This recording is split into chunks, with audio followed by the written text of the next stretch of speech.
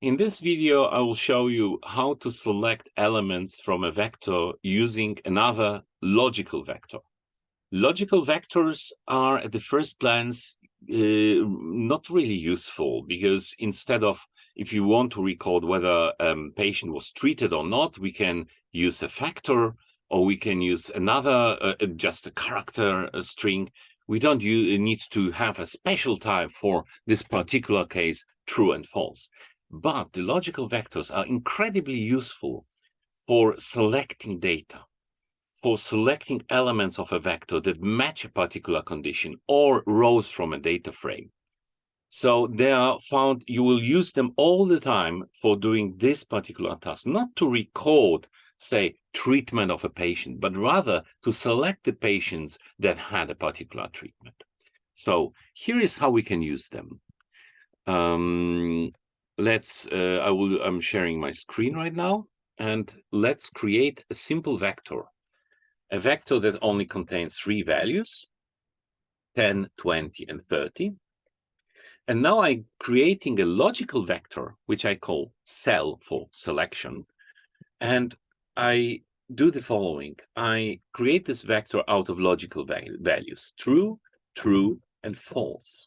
What happens now is that we can use this new vector to select elements from X. So we can write cell as if cell was a vector of indices, but it's not. It's a vector of logical values. And what happens now is that whenever R sees a true value corresponding to an element of the vector X, it will select that as if we have included the index of this value in our selection vector. Or if it's false, it will not include that. So when we run that, we'll see we only have the first 2 elements, because the first 2 elements of the selection vector were true, and the third one was false. So this would be equivalent to write C1 and 1 and 2. So picking the elements 1 and 2. This is the same result. However, since we can use a logical vector, we can do more complex stuff. Let us create now a vector that contains normally distributed values. We select 10 normally distributed values with the mean 0 and standard deviation of 1.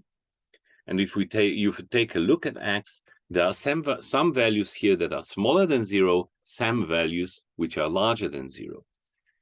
We can automatically, very quickly select all the values that are larger than 0. So let us make the following. We create a new logical vector, which is the result of comparing X to 0. So what happens here? This is again vectorization. That means R is looking at each element of X and compares it to 0. If it's larger than 0, it writes down true. If it's not larger than 0, it writes down false. So let us take a look how the selection looks like. And you can see here that for the first element is true, yes, because 0.32 is larger than 0. The next element is false because it's not larger than 0. It's minus 0.5249, etc. The third element again is true because 1.12 is larger than 0, etc. And if we now use cell to select elements from the vector X, we automatically are getting only the elements that are larger than 0. This is how we can filter the vector for elements that are larger than 0. This is really, really useful because we can combine different conditions using the logical operators. So here is, for example, let us select the elements that are either larger than 1 or smaller than minus 1. So we are selecting those values which are, maybe let's take not minus 1, but let's take 0.5. So elements that are smaller than minus 0.5 or larger than 1. This vertical bar is the OR operator.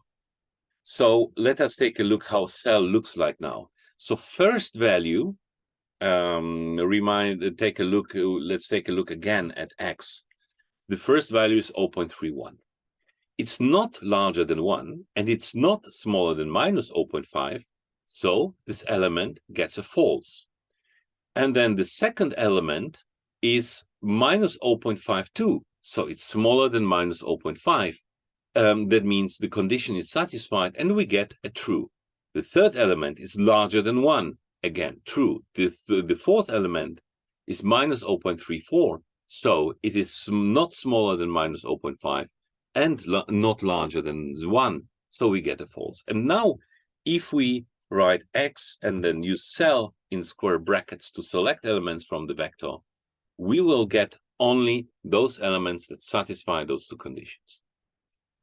One of the very common uses for such filtering approach with logical vectors is, for example, to filter a vector or a data frame for not available values. Let us simulate a particular case.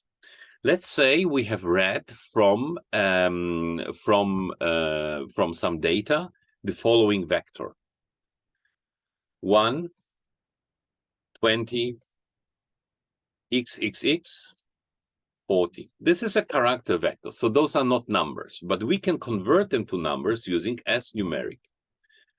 Now, the three values, 1, 20, and 40, will be converted to the corresponding numbers. However, the xxx doesn't correspond to a number, so instead we will get a warning message, NA is introduced by coercion, and in fact, the third value will be NA. There is a function in R called isNA.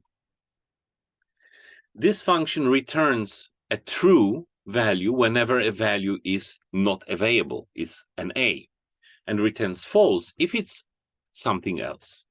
So if you write isNA x, we get false, false, true, and false. So if I now create a selection vector that corresponds to these NA values, it will contain those four values: false, false, true, and false.